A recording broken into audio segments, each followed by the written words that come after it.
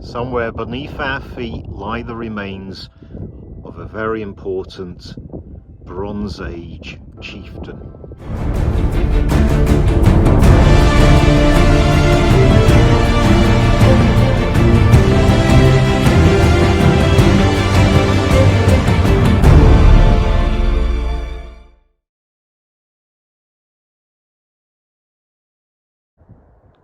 Morning.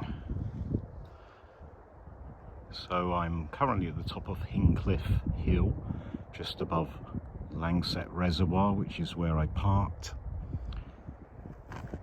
As you can see, it's a very damp and misty day. Today's walk is to try and get to possibly one of the most, or a couple of the most remote and isolated spots in the Peak District. So the locations that I'll be hopefully visiting today are new for me. I've not been to them before. They are going to be quite difficult to get to. It rained pretty heavily all day yesterday, and it's just going to be one big peat bog on the moors. So I've got a couple of spots in mind. And then when I was looking at the map and doing a bit of research, I found some nearby spots that sounded quite interesting. And I thought I'd add them in. I don't even know if it is possible to get to them from where I'll be, but I'll give it a go. And then on the way back, I found some other interesting stuff that to kind of incorporate on the journey back. It's going to be quite a long walk if I do all of that, and as I say, challenging terrain, possibly challenging weather as well. So right now I don't know exactly what I'll end up doing, but it will be a fun walk and it will be an interesting walk. So my route's going to start off relatively easily. I'm just going to follow this path along Mickleden Edge, which I've done quite a few times before. I'll follow that path until almost the top, and that's when I'll head off into the moors.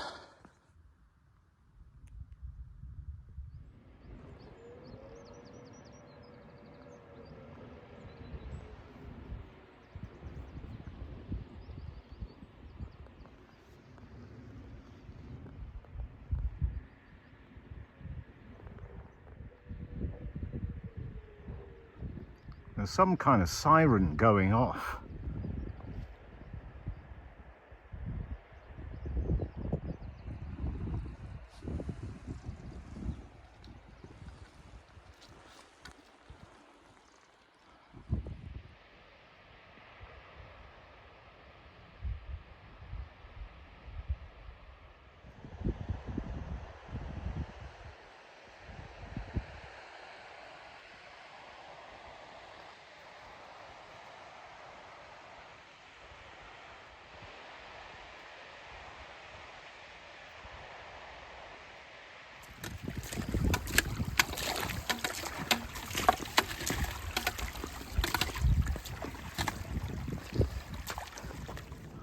Topping out now.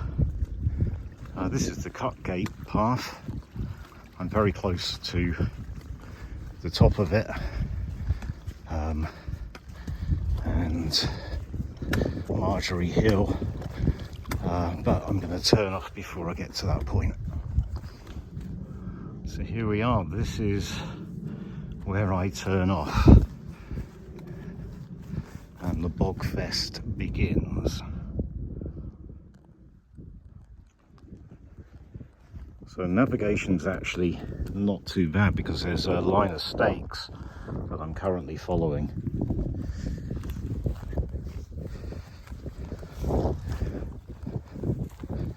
But as you can see, the path is a bit challenging.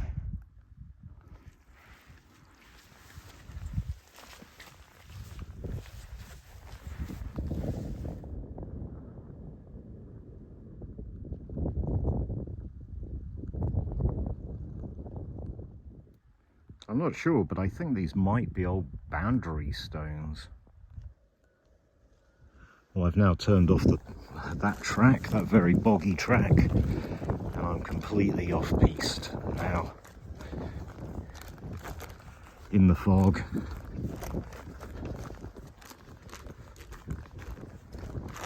Can't actually see where I'm going, but it's not far away.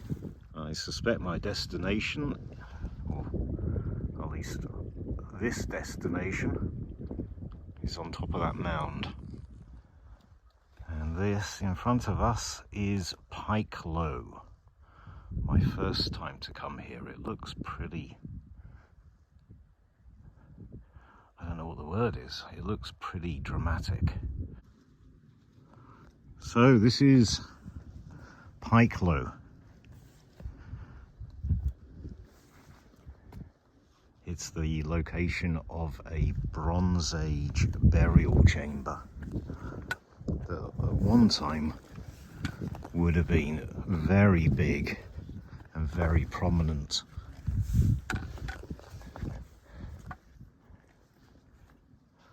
A lot of the rocks were repurposed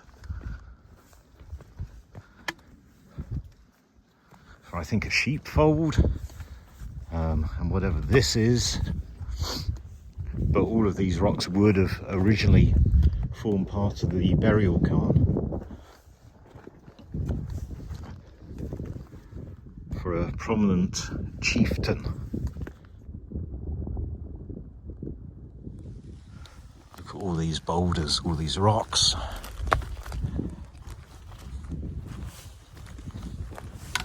It must have been huge at one time, this burial mound. Well, this is it. This is the site of the original burial cairn. This is all that's left, but we're just in the middle of this huge boulder field. And obviously over there, there's whatever that structure is, more recent structure that's used boulders from the tomb. There's loads more over there. One time this would have been huge, and somewhere beneath my feet there lies a very important person from the Bronze Age, probably some great chieftain.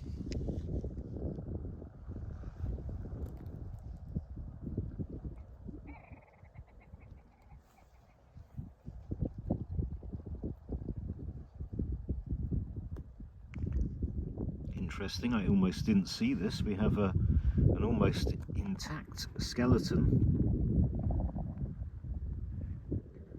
of something.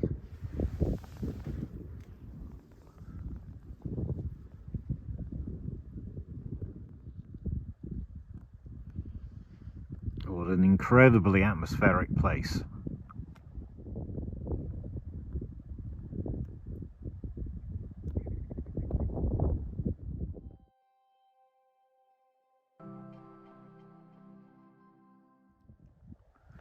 Well, what an incredibly atmospheric and special place this is. So I was thinking from here to head off-piste to somewhere else, which I won't name now. And it's a very isolated spot, and there's a few, probably 3 or 4 different things that I was going to check out in that area, but that would involve quite a difficult walk in very boggy terrain,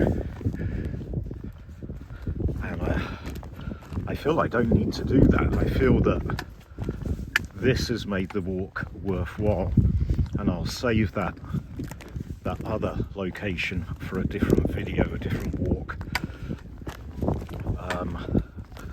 So I'm going to head back now. Initially I need to retrace my steps back to the cut gate path, but I'll only follow the cut gate path for a short distance, and then I'll turn off again and I'll go back a different route, and there should be some interesting things on the route back that I've not seen before. The fog has lifted a little bit, and I can actually see somewhere I'll be passing on my way back. I'm now back at the very boggy track I took this morning to get here. The fog is lifting a bit though. You can actually see Pike Lowe. I couldn't see it before. When I stopped for lunch, I did check to see what these are, and I was right, they are old boundary marker stones.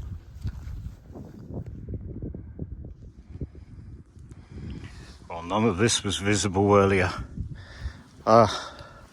Now back at the cut gate path. Right. So I only walked along the cut gate path for a short distance and then turned off. I've never walked this way before. This area right here is called Lost Lad. Not to be confused with the Lost Lad a few miles away near Bactor.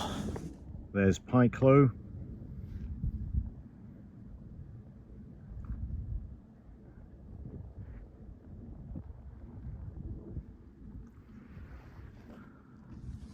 I'm following yet another boggy track.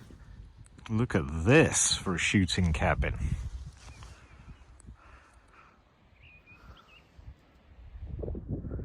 The next point of interest on the walk is right there. This is a purpose-built target from World War II.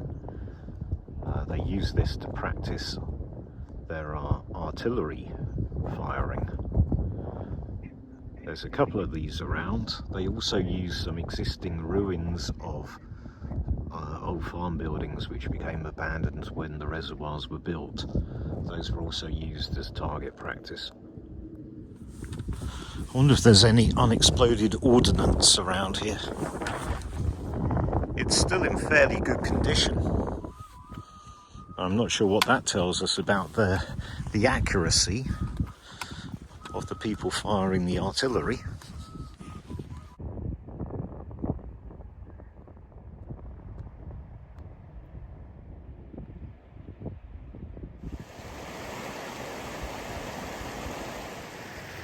The midges are already out this year.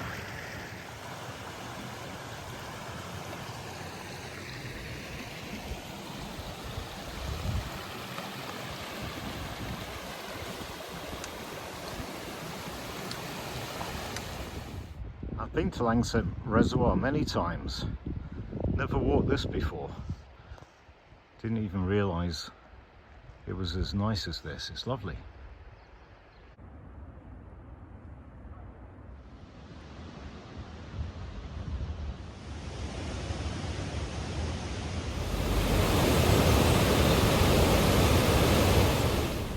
That's how you know you've done a good walk, when your foot's steaming.